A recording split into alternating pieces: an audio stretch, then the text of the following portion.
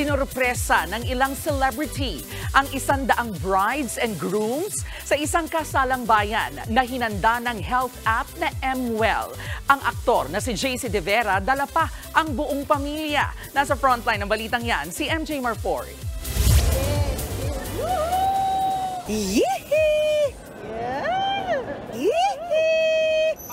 Nag-umapaw ang emosyon at kilig sa gymnasium na ito sa Bacoor, Cavite.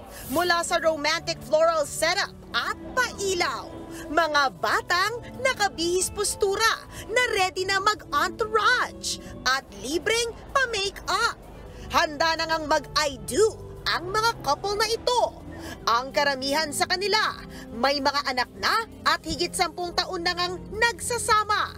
Pero para sa couples na ito, importante pa rin ang pangakong I do para sa road to forever.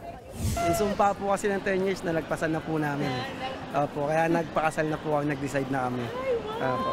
Kasi may nanghula po sa amin, hindi po kami tatagal ng 10 years.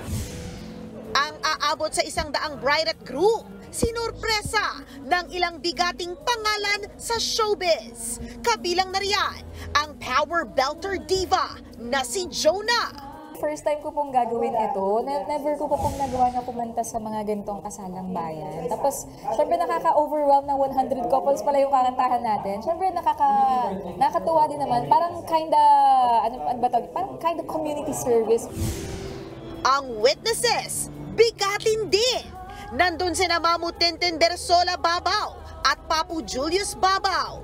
One News couple na sina Diego at Angela Castro, Anthony Pangilinan at JC De Vera, kasama ang misis niyang si Rica and their kid na nag-flower girl pa.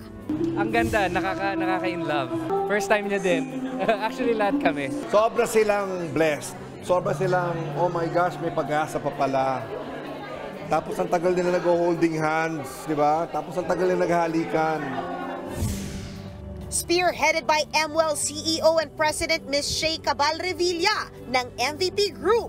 Libre na rin ang mga singsing na mga couple ng pinakabagong MWell Smart Rings. Nagbabalita mula sa Frontline, MJ Marfori, News 5. Mga kapatid, ito po ang inyong K-Alaman Queen, Kalad Karen. Always remember na ang K-Alaman ay K-Yamanan. Kaya para sa latest showbiz news at dagdag impormasyon, mag-follow at mag-subscribe sa social media pages ng News 5. Okay?